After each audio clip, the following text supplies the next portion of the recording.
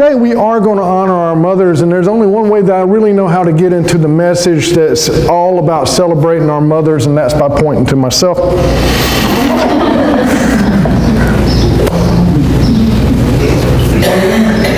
And to make a point. When I go to other churches, even if I go over here to Woodlawn Presbyterian and we're doing something together, they'll put it in their bulletins or they'll announce whatever, Reverend Daniel Lewis is going to be here. If I go to another church, they'll say Reverend. I'm pretty sure when I die, there'll be some obituary that says Reverend, and that's okay. That's fine, because that is a title for what I do. I like pastor better. I think that to me that's a better word for it, but it's still a title. The more that I do the position, the more I really resonate with what Paul says, because Paul oftentimes will refer to himself as apostle, rightfully so in the title, because Jesus is the one that sent him. Jesus is the one that appointed him. He is most definitely appointed by Jesus as an apostle, but more times than not, Paul referred to himself not as an apostle of Christ, but as a servant of Christ. And so I like the reverend, I like the pastor, that's fine, that's the title, but the role is servant. Right? And so saying all that gets to Mother's Day. Mother's Day, mother is a title. It doesn't really encompass the role. And so, and we know that somewhere in our subliminal, because most people don't go around saying mother, right? Only time we do it is when we're using the official stale title, that's my mother, or when I'm filling out my birth certificate, my mother is on this, or it's Mother's Day. But most of us call our mothers by something that's more appropriate, that's more close to our hearts. For some of y'all, you're like, Mom, that's silly, but that's your thing, whatever, Mom, or Ma, or whatever it is that you call your mother for Southern. And the only appropriate term for somebody that you really care about your mother is mama, right? So mama is the term that we use in the South, right? And that's not the person that delivered us into this world. Mama means that's the person that took care of us, right? That did all the sacrificing and helped us to get where we're at. And so I want us today, as we're celebrating mothers, to be able to separate the title from the role and appreciate the role this morning. Celebrate the role of what mothers do this morning, mamas do this morning, or whatever in your culture signifies that role. And so today's message is all about honoring our mothers, and today we're going to start out in Ephesians 6:2-3, and it says, "Honor your father and mother, which is the first commandment with a promise, so that it may go well with you and you may enjoy long life on the earth." Of course, I've already said we're not talking about fathers today, so nix them people. Honor your mother. Honor your mother. And this is the first commandment that's attached with a blessing, with a promise. Do you know anything about the history of Mother's Day here in the United States? No? I like little details. The origins of Mother's Day here in the origins of Mother's Day, the way we celebrate it, starts all the way over in England. I didn't even think I was going to share that, but it starts all the way over in England because there was a mother church celebration. And so a mother church celebration happened in England for many, many years, and what would happen is their families were growing outwards and moving out, because that didn't used to happen. You used to stay in the small little village and town that you were in, but as that became more and more popular to seek out and expand out, they would have once a year a mother church celebration where families would come back to their mother church and celebrate together. And then that sort of kind of transformed into, while they were doing that, they would bring a flower to the mother. Well, and then you fast forward over to the United States, and we had this woman back in the 1800s. Her name was Anne Reeves Jarvis.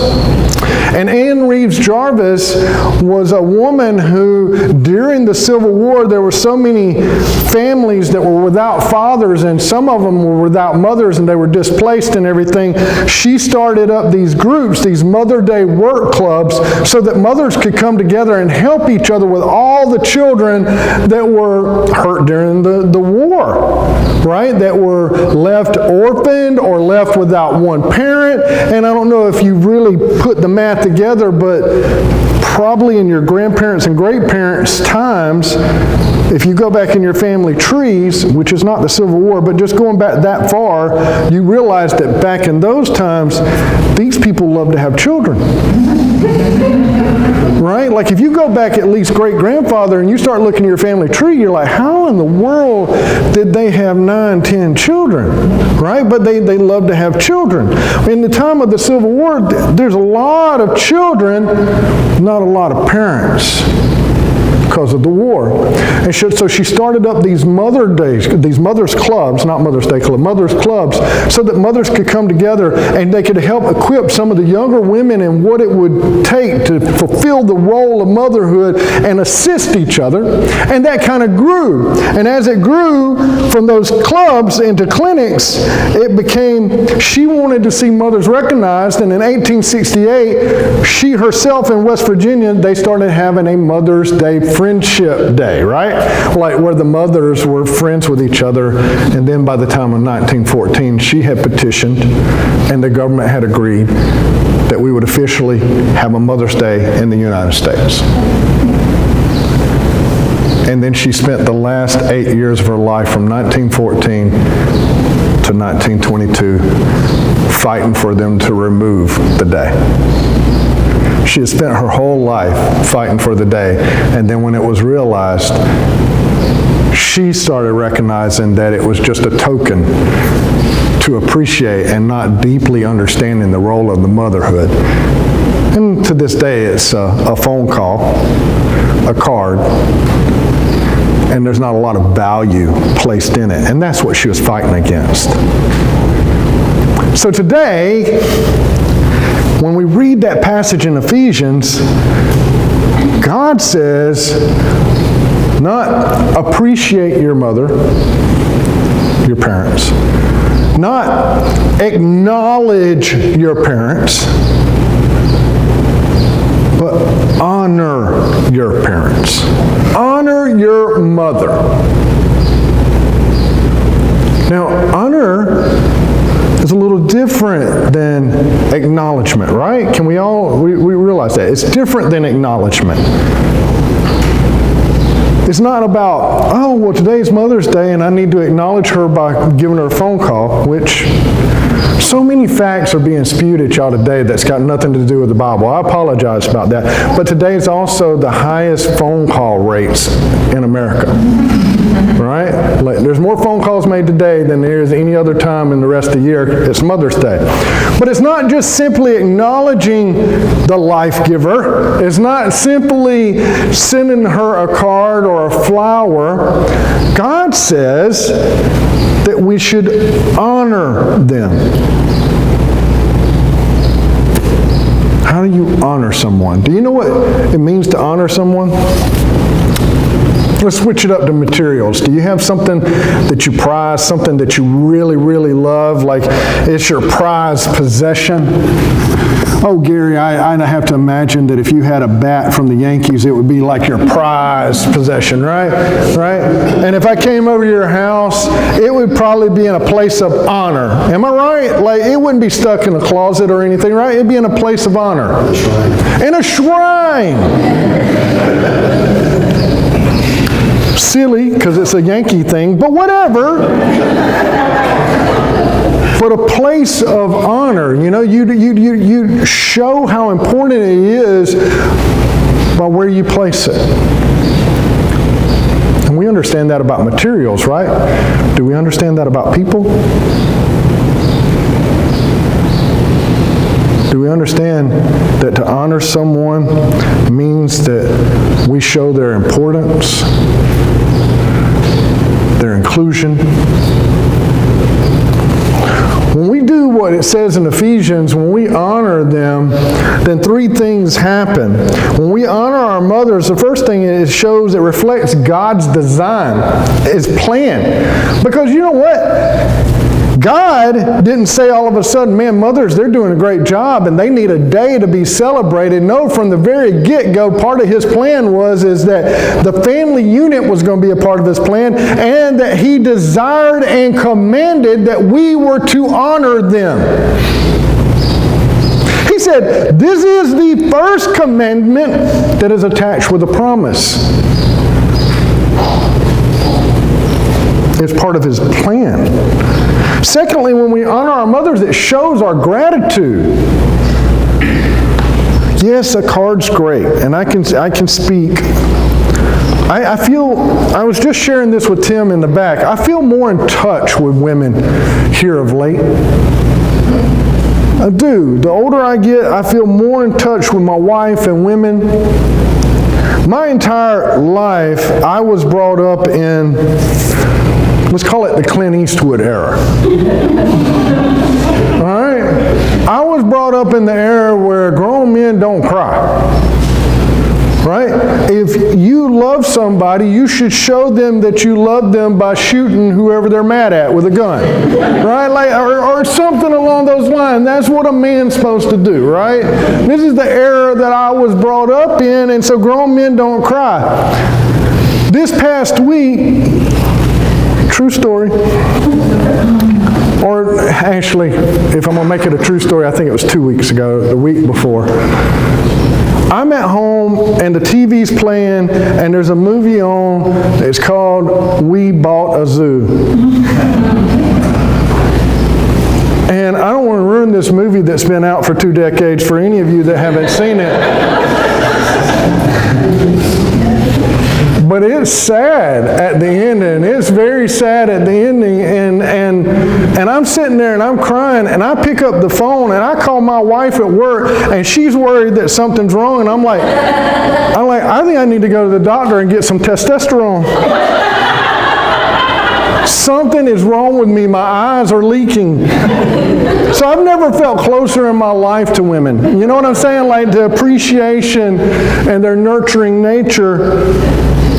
But when we honor them, when we live a life that's honoring to them, it shows them that we appreciate the sacrifices that our mothers go, the sleepless nights, the caring for us when our fathers are like, enough is enough. I don't want to hear about this tummy ache anymore. You know, like everything that our mothers do to help us to get to where we're at, a life in which we honor them shows them our appreciation.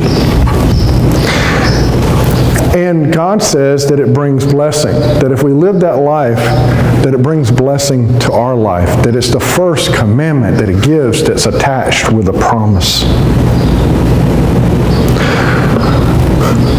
We have a great example of what it looks like to honor our mothers, the greatest example of what it looks like to honor our mothers in Jesus.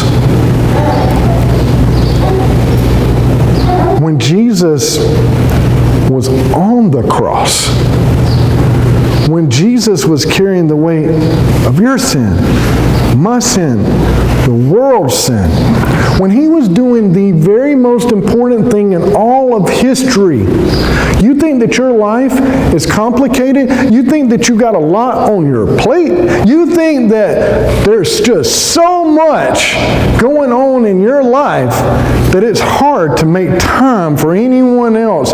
Jesus was carrying the weight of the world on His shoulders. Now, He didn't stop what was going on. He wasn't up on that hill, hanging on that cross, and carrying all our sins, which we will never be able to understand or explain in any measure. He wasn't doing all those things and then all of a sudden said, stop, time out. I'm going to make everything about Mary right now, which is His mother. No, He didn't do that. There was things going on. But you know what He did do during the midst of all of that? During the midst of that pain and everything He had on His plate, He turned, He looked at His mother, He looked at His beloved disciple John, and He charged him with taking care of His mother. In in the midst of everything because she meant that much to him. He valued her that much. He honored her that much that no matter what was going on, she was still a priority. That's the example we have before us. Now, this message this morning is definitely, most definitely, not making an excuse for it. It's mother-centric. But I will tell you this message is for every mother in this room. Every mother that's dreaming about being a mother, every mother that's planning about being a mother, every mother that just started out motherhood, every mother that's almost at the end of whatever that looks like, that has babies and grandbabies and great-grandbabies. Wherever you're at in motherhood, this message is for you. This message is also for any of you who have a mother. Guess what?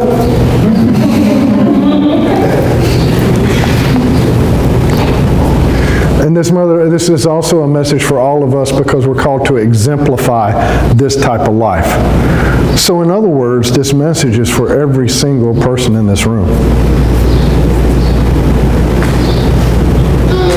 And so as we're looking at this message this morning, I want to look to an example of a mother to challenge those mothers, to help us to appreciate our mothers, and to challenge us to exemplify the same type of behavior. And that message is going to come out of 2 Kings. And in 2 Kings 4:1-7, we have an example of a mother, a beautiful example of a mother. And if you would, read along with me. If you don't have a Bible there with you, you can read it up here on the screen. It says in this passage, "Now the wife of one of the sons of the prophets cried to Elisha, 'Your servant, my husband, is dead, and you know that your servant feared the Lord, but the creditor has come to take my 2 children to be his slaves.'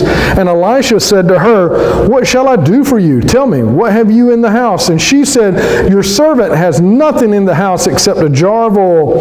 Then he said, 'Go outside, borrow vessels from all your neighbors, empty the vessels and not too few. Then go in and shut the door behind yourself and your sons, and pour into all these vessels, and one is full, set it to the side.' So she went from him, and she shut the door behind herself and her sons, and as she poured, they brought the vessels to her. When the vessels were full, she said to her son, 'Bring me another vessel.' And he said to her, 'There is not another.' Then the oil stopped flowing. She came and told the man of God, and he said, 'Go, sell the oil and pay your debts, and you and your sons can live on the rest.'" Oh man, what a crazy moment, right? Did you catch that? It says that she lost her husband, and now she's in so much debt that they've come, and the creditor is going to take her sons, her 2 children, and put them in enslavement to pay off their debt. So my first point when I look at this as an example of being a mother, or a charge to mothers to be, is to first seek God. Because that's what this mother did, right? When she's going through this, she went to the prophet, to Elijah, to the man of God. And she sought after what God would want. She first sought after God.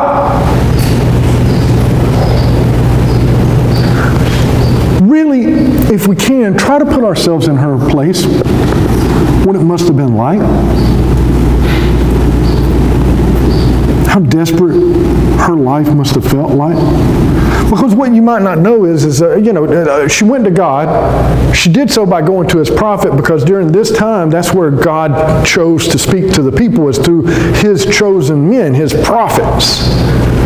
And what has happened in context in the Bible right before this is Elijah, God used him in a mighty way. Because in the land, they went through this big war. And God used Elijah to go to the king of Israel and tell him, okay, I know there's 3 other nations that have come against you. I know that the king, the Moabite king, is standing at your gates, and he subjected most of your people, and it looks like you're not going to make it. But he used Elijah to communicate, but I am your God, and I will protect you. And that's exactly what he did. He defended the Israelites, and they were able to defeat their enemies. But there's a price, isn't there? There's always a price to war. and the land is left in hardship. They're going through a famine. And this woman has lost her husband. This woman has lost everything, and now is about to lose her children to the creditors.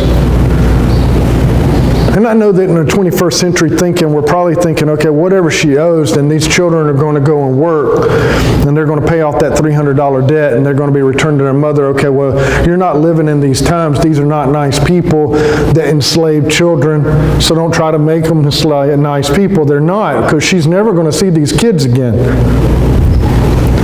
It would be up to the creditor to determine whenever that debt's paid off, and they never determine that debt's paid off. And these children are now going to be put in the worst, most dangerous places that they could possibly be put in because they're slaves. Oftentimes, more than not, Hollywood gets a few things right, because oftentimes, more than not, they would make money off of these kids by putting them in these little arenas for entertainment, not normally fighting all oiled up and muscly bound men that work out in the gym. Normally, they put them in there with animals and all kinds of stuff just for the entertainment, to see them murdered and slaughtered. They get more money for them that way than they do by putting them in the fields. And this mother knows this. She's not removed from this. She lives in this. And this is her situation. This is her lot in life. And she's sitting there, heartbroken, not even so much for herself and what she's going through, but what's about to happen to her children. And she seeks after God. That's foreign to a lot of us, even us that are in the church. Because when we meet an obstacle in life, we don't always seek after God. First, we try to handle it in our own strength. Secondly, then we try to handle it in the advice of our friends and in their strength. And then thirdly, if it is thirdly, sometimes this is firstly, we go straight to Google. We're like, this is my ailment, what do I do about it? And whatever Google tells us, that's the prescription, right? Like, whew, this is how I'm going to handle it. This is where we go to things. This is what we seek for helping. And somewhere on the list, fourth, fifth, God comes into play. Not first. Not most Christians. Mature Christians, the more mature you are, the further up God is on the list, maybe sometimes first. But I put this point here because I also wanted to argue against the point. That's just how I am in my head. Because a very, very, very, very mature Christian seeks after God first. But that's truly not the point or the example of this mother. Because this mother didn't seek after God first. She sought after God continually, as she was supposed to. I want you to catch a couple things that it said about her. It said that this was the wife of one of the prophets. Now, as a lowercase prophet, Elisha would have been the prophet of the time. But what happened in those times is prophets would have to go around from place to place, right? God would lead them from town to town, village to village, city to city, and they would be sharing what God had. And as they were going there would be these groups of God-fearing, God-believing people that were called to always be in the villages, always sharing what God wanted and everything that was passed on to them through Elijah, but also to minister to Elisha and to help in anything that the Lord had sent. So she's married to a man that loves God. She is a pastor's wife. She is a prophet's wife. And the reason that she can go to Elijah and the reason that Elijah responds in kind, she goes to Elijah and Elijah says, how can I help? He didn't go, hey, you've been far removed from God. No, it's because she is a God-fearing woman who's been seeking after God continuously in everything. And none of this happened overnight. If you think about her situation, none of this happened overnight. She didn't just lose her husband and then the next day she's seeking after Elijah. No, she didn't just get to the point where she didn't have anything in the house.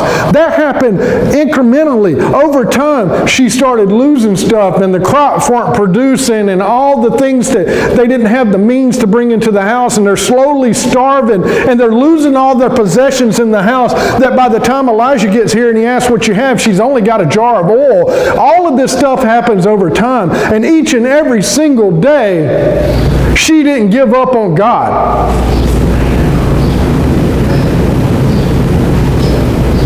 You get that? Because I think that a lot of times we don't get that.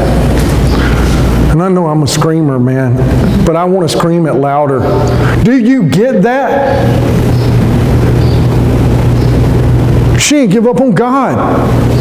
Man, when we are in circumstances similar to this, right, and we're doing everything and we're seeking after God, and it doesn't work out the way we want to, and we're going further and further in debt, what do? We're like, well, that must not be what God wants me to do. Oh, that's a door closed. I need to go in a different direction. I need to start seeking different help. I need to find a different remedy. Google, help me. I'm going to continue seeking after God because I've been seeking after God. I've been doing the things that He said. I married a man of God, she probably said. I sacrificed my life. And I'm going further and further in debt. My children are about to be led off into slavery. I'm never going to see them again. But I'm continually going to seek after God and what He wants in this situation. What a message. What an example. I'm sorry. I know that we want the message to be about open doors and closed doors. That makes Christianity easy. And that's how we want to pray, because it helps. It helps, doesn't it? If it really worked that way, wouldn't it help? Wouldn't it help if we just said, okay, all we got to do is pray, and not a lot of time, God, because I got a lot on my schedule this morning and everything. So if I could just put 5 minutes in praying, and you could just open up a door or shut a door, that would be super, super helpful, God, and I want you to work in that manner. People, we live in a broken world. Broken because of our sin. Things are not perfect. Things are actually horrible. And so, no, it doesn't work that way. And sometimes things are going to be hard, and that's not your fault. Sometimes it's other people's fault. Sometimes it's just the consequence of sin in the world. But God never said He operated by open doors and closed doors. Right? And this is something that this mother understood, because she's going through circumstances, yet she continuously knows that she's staying in place and she's seeking after God, even when things seem to be incrementally getting worse. She didn't go all of a sudden, God, you're shutting doors, and I need to do something different. No, she never stopped. She never stopped seeking after what He wanted for her life. She did so continuously. 1 Chronicles 16:11 says, seek the Lord in His strength and seek His presence continually. Sometimes life is hard. And sometimes you're not getting that immediate answer in your prayer. And sometimes it's frustrating. The only advice I have for you is whatever God communicated to you last, that's where you stand until He tells you to do something different. And you continually seek after Him, just as this mother did. And then here's another thing that she did. When she was continuously seeking after Him, she never gave up. She went to Elijah, and Elijah said, what do you have? And she offered what she had. She offered what she had. I think most of us don't realize what we have. I tell you, I would challenge you with this. If I opened it up and I'm not opening it up, let me be very clear, I am not opening this up. I want to be even more clear, I am not opening this up. But if I did, if I said, okay, after church, I'm going to be outside, and I'm going to give you all the time you need to tell me all the things that are going wrong in your life, there would not be enough time in my schedule to hear everything that you want to complain about. But if I asked you to meet me outside and tell me all the things that are going right in your life, I would still make my lunch plans. Okay? Because we're human. We're human. I believe that a majority of people fantasize about being rich. The reason I believe this is that's why the lottery is so big. But I believe that people fantasize what it would be like to have a lot of money. Now, I don't think most people know exactly what that would come with. I don't think they think it through like that. We're picturing more like the cartoon image of like Richie Rich swimming in a vault of money and gold and driving cars. We don't know what the complexities of having a lot of money would do, but I think we think about it. I think about it. I think that if I was a rich person, I would have a whole different background and vocabulary and experience and stuff like that. And I would probably, like the stories that we would compare with my other rich friends would be about, the size of our diamond encrusted silverware. I don't know. But in my house, instead of comparing our riches, me and my wife have a game of comparing our poverty. And because me and Mary, we grew up poor, and I want to temper that, because we grew up poor by our estimation, not by the world's estimation. If you were to compare what people live like in third world countries, we grew up rather well. But by our estimations and in our culture and our places, we grew up decently poor. And we compare it. And it becomes like a running joke. She'll say something and I'll be like, we didn't have this, and she'll be like, well, we only got this on Sundays. I was like, how did you get it? And she's like, my dad would drive down there. Oh, you had a car? Y'all so rich, that's how we do and everything. But when I read this story, though, there's one experience that I have in my life that that really resonates. I don't know if you've ever been in a situation in your life where your cupboards are bare. Where you could be like, we only have a thing of oil. But I do have one experience, and I hate that my mother's here this morning, because she most likely wouldn't want me to share this story, but there was one time in my childhood where we didn't have anything in the house except one freezer packet of liver, and nobody in my house eats liver but my mama.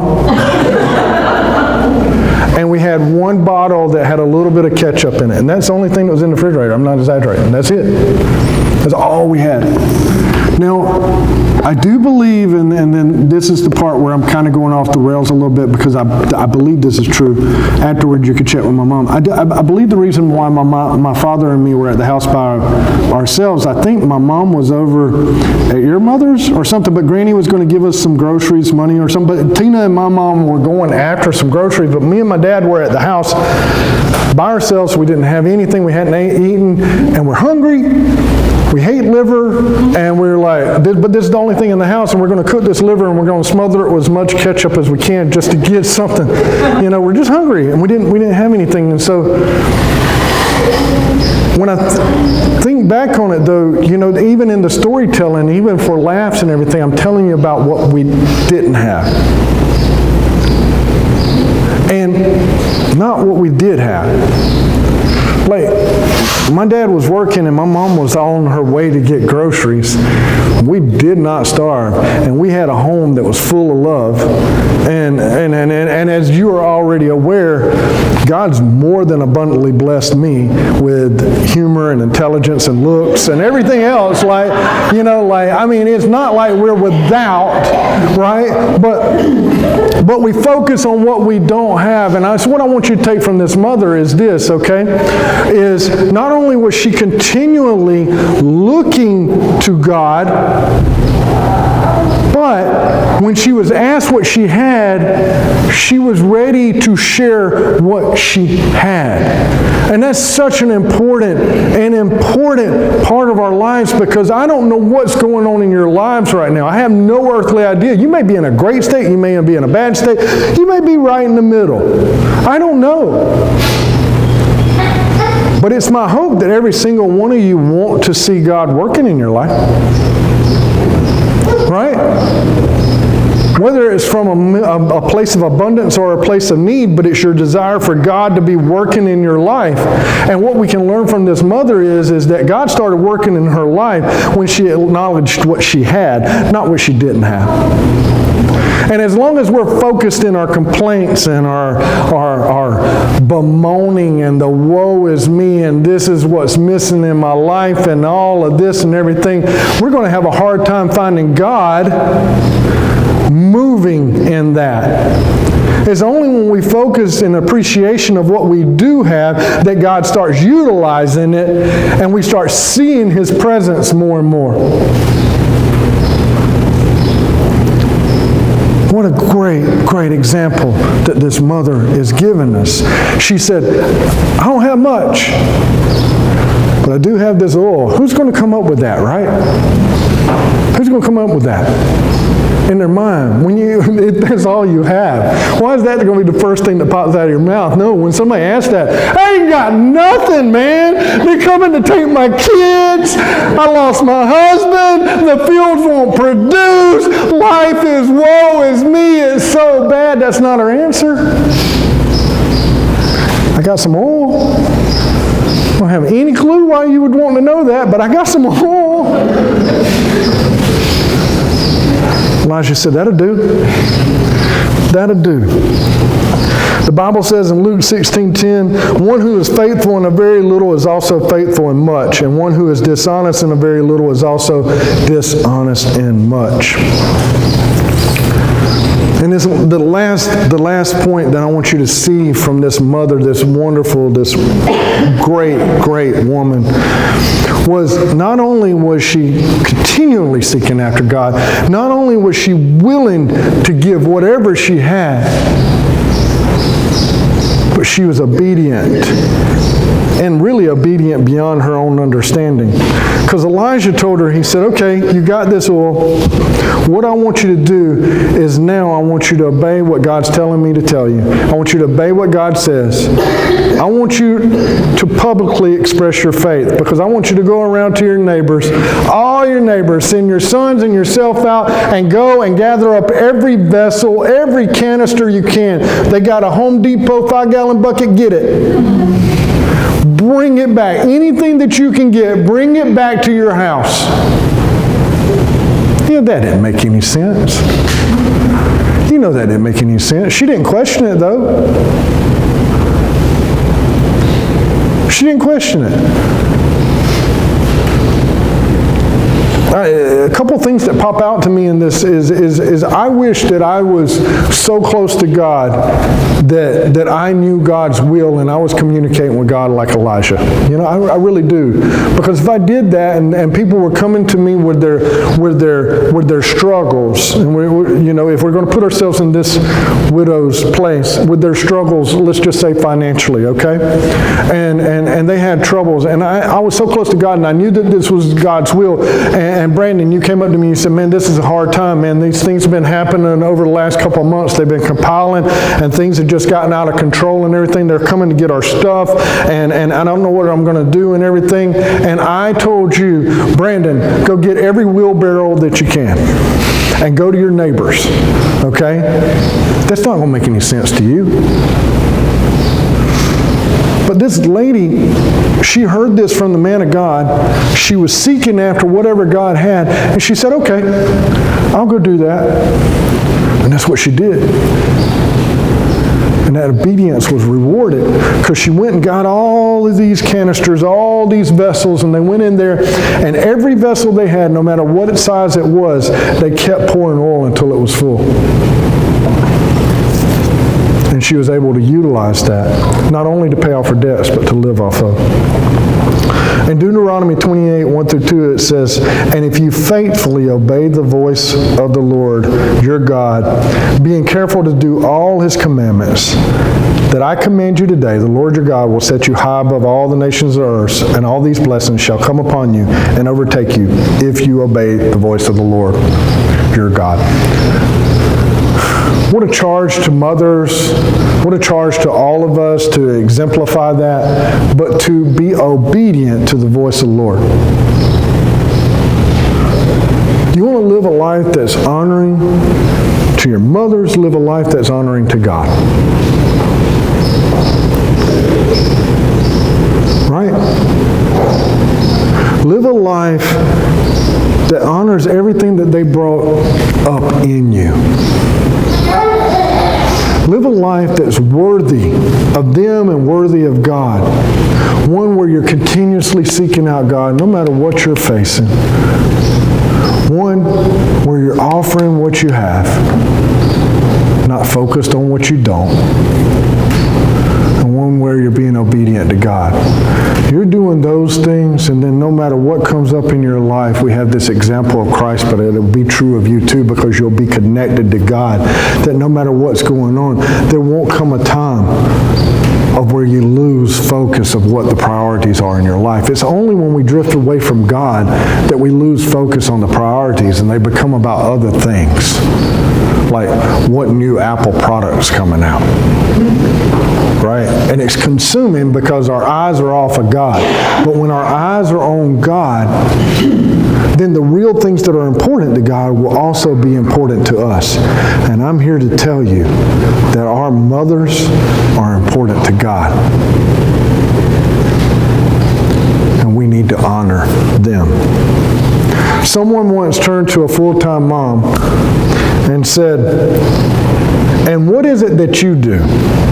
And she responded, "I am socializing two Homo sapiens into the dominant values of the Christian tradition in order that they might be instruments for the transformation of the social order into the kind of eschatological utopia that God willed from the beginning of creation." And she looked at them and said, "What do you do?" Mothers play such a vital, important role into who we become. If you're a mother, considering being a mother, or whatever stage of motherhood you're at, I challenge you to continue to lead a role in a valuable way before God. It matters. If you have a mother, take time to honor them, not just today, but in your life, because you're called to. For all the mothers that are here this morning, nothing but respect for every sacrifice, for everything that you do. We love you. We cherish you. Continue on in your journey. I want to ask Matthew to come up here, and as he's coming up here, and we're